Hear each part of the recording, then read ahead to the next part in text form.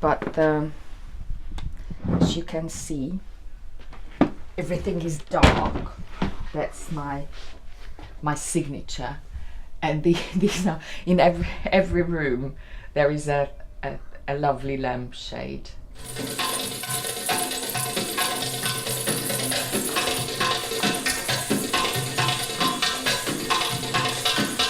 And then I'll show you the lampshade in the bathroom, and I will disappear in the bathroom for 5 minutes.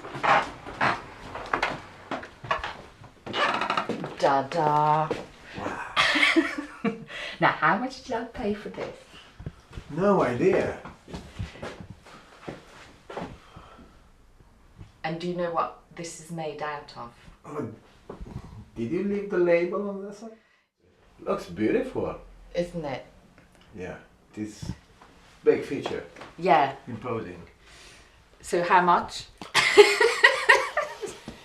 If that was 65, now that would be 120. Okay. £9. Brilliant.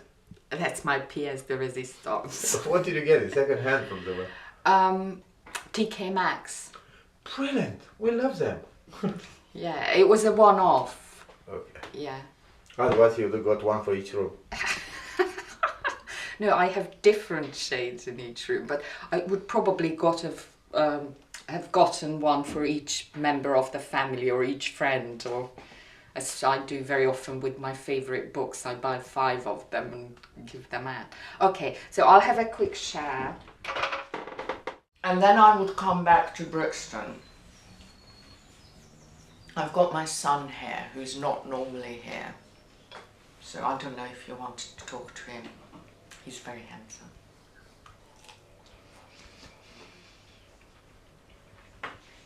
And his 21st birthday is coming up on Wednesday. So I might take him to the market and get him something. How many people share the flat? It's just the 2 of us, because my son is not normally here, but he's here now. He lives in Brighton.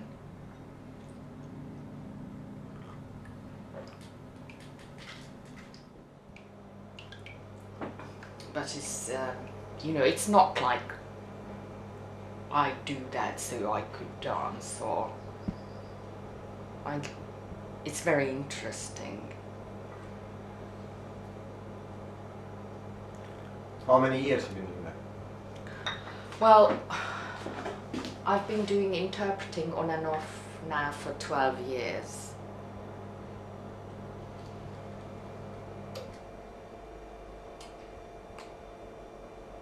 But this intensively, the court and police and things, only for 3 years. And I'm not sure whether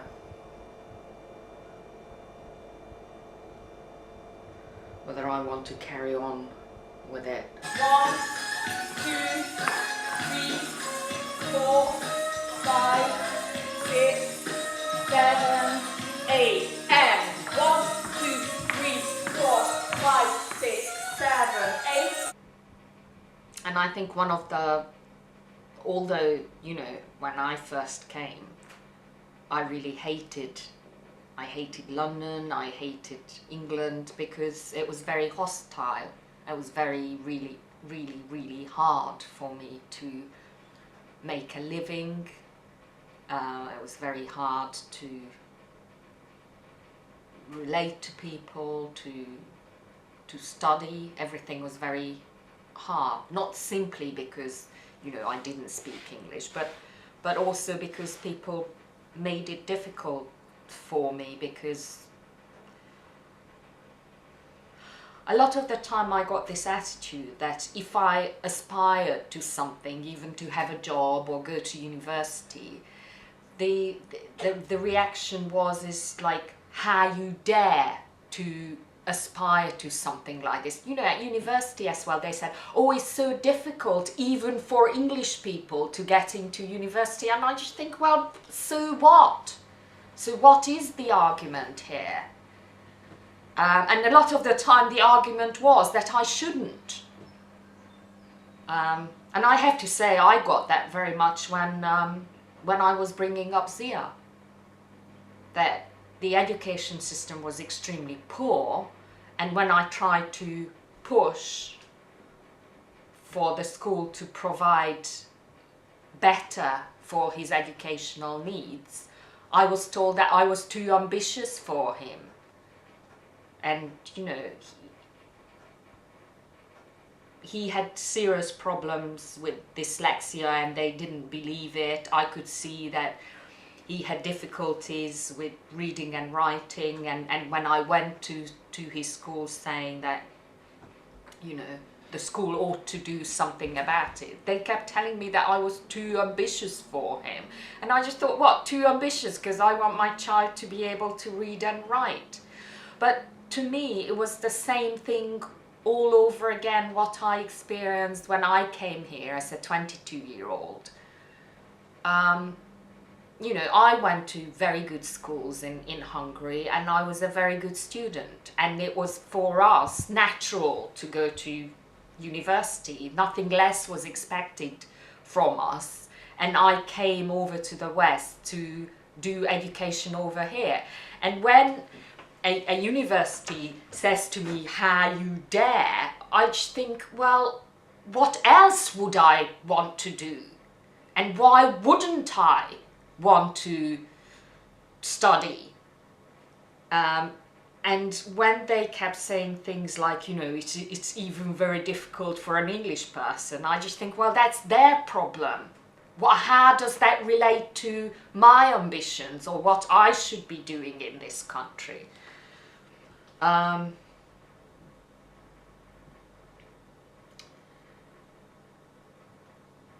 But I do think that in many ways I did mess up my education, partly because of that and maybe for other reasons as well. But I eventually ended up with a degree in creative writing and journalism, practically media studies. And, you know, when Zia was at GCSE and A-level thing, I said, study whatever you like, just don't do media studies because it's a waste of time, and I'm talking from experience. And I did feel that there was this general tendency that these were the only things we were allowed to study, the things that were absolutely useless. And I think that this is actually true for a lot of the young people in this country as well, who were born here, but not from the right background. And by right background, I mean whose parents or whose home background would give them clear indications as to what is useful to study in this country. I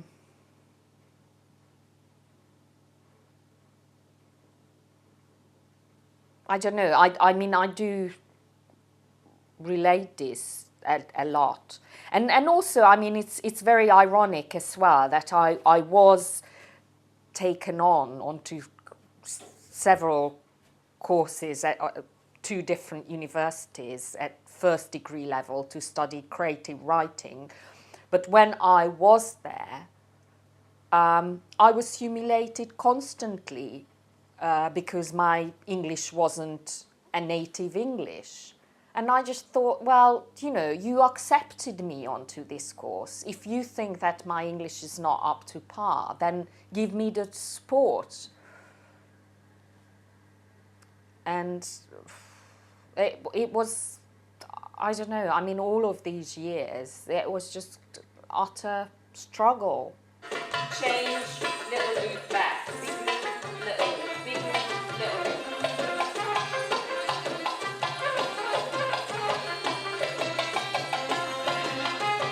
So just, if it's very difficult, just go for the circle, front and circle back.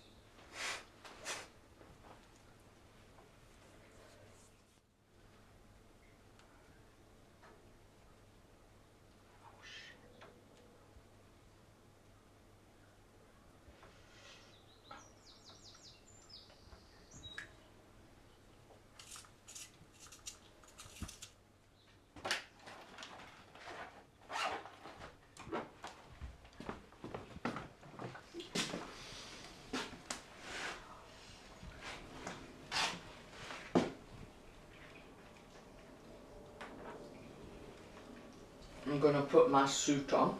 What are you looking for? Oyster card. I can't remember where I put it.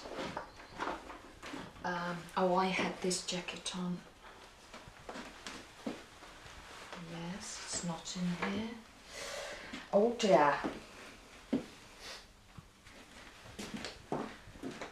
And that's me and my best mate in my parents' house in Hungary. Wow. I have to look closer at them. And when I came here, I did life modelling for years, so this is one of those student attempts. You're going to make a good living out of life modeling? Oh, crap living. Really crap.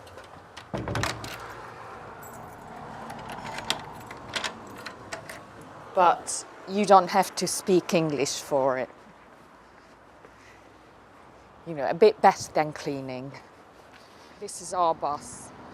And then this very important court where all the extraditions are happening is just a bus ride away as well from my house.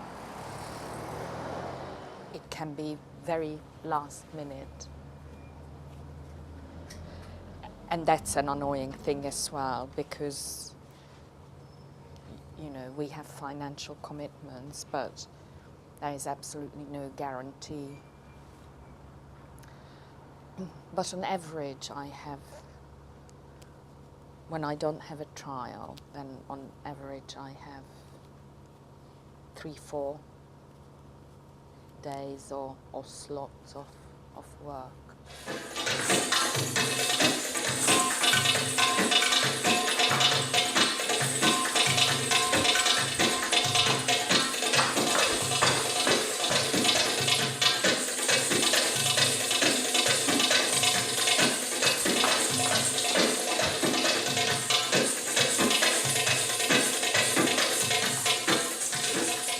Having enough routines, you have to have at least 3, 4, 5 dances before you say you ready.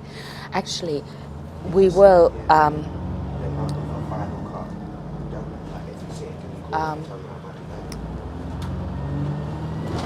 Brixton Market now organises Saturday mornings where you can do little artistic things. So we're going to do that as well, just as a practice thing. And I'm in the process of organising that. Maybe after lunch, after I'm finished at court, we could come back and go down with my son to the market, and I'll show you that bit where on Saturdays there are all this. It's fun, and it's very local, very Brixton. Hello. Én vagyok, tessék.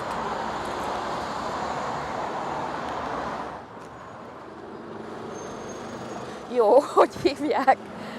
Hegedűs István? Szegedi. Jó, akkor az lenne a legjobb, ha oda szól, vagy ide szólna nekem.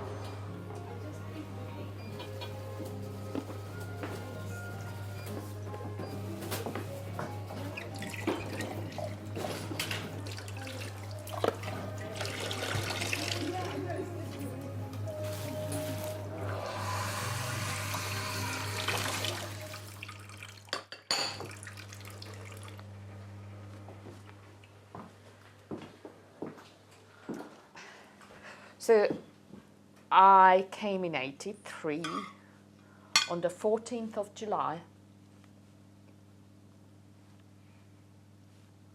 Do you want cake?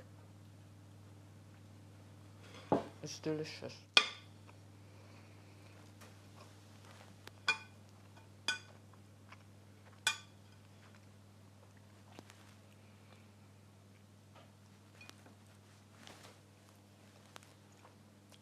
And I stayed in Britain based on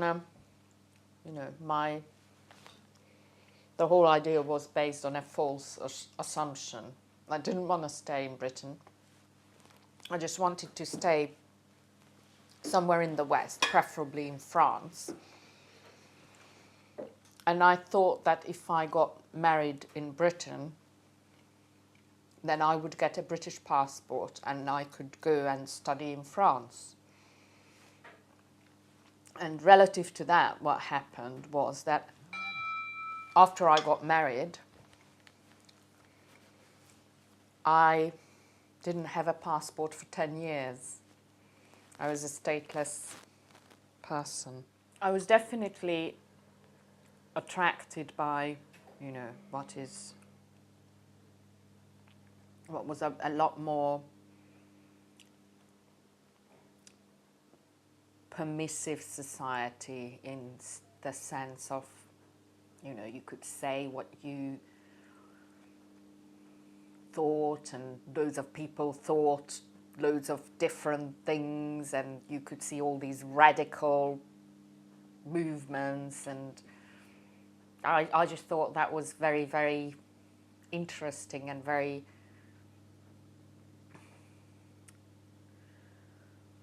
lively relative to, you know, what was going on in Hungary. And I think it's still the case, you know. I mean, I still think that Hungary is intellectually, or, you know, in terms of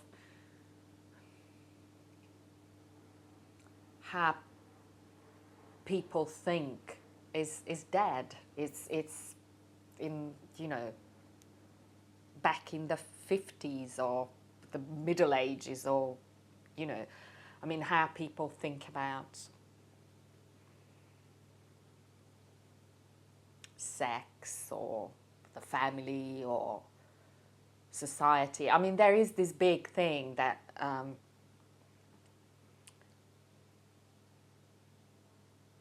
which is supposed to be a new thing, that capitalism works. I mean, I don't believe in it at the first place. I never have believed in that. And now this is a new religion that whoever doesn't believe in that is an idiot in Eastern Europe. And I think it's totally wrong, and it's totally, you know, I think that, for example, Hungary's intellectual life could really well do with people who had a more critical perspective on the system. And I think that's really lacking.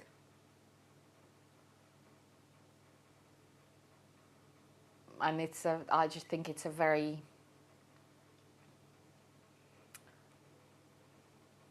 narrow and stifling culture, which was then.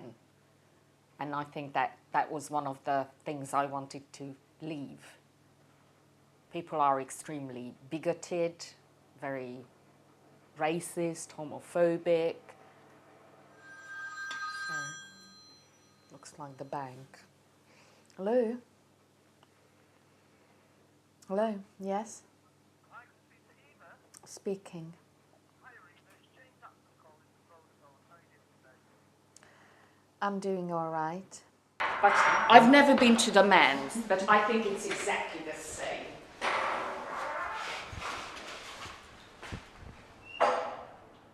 No? I don't mind. No? Yeah. Okay. So how long you in this class? For how many years? I think 2 years, on and off. Not all the time, but on and off.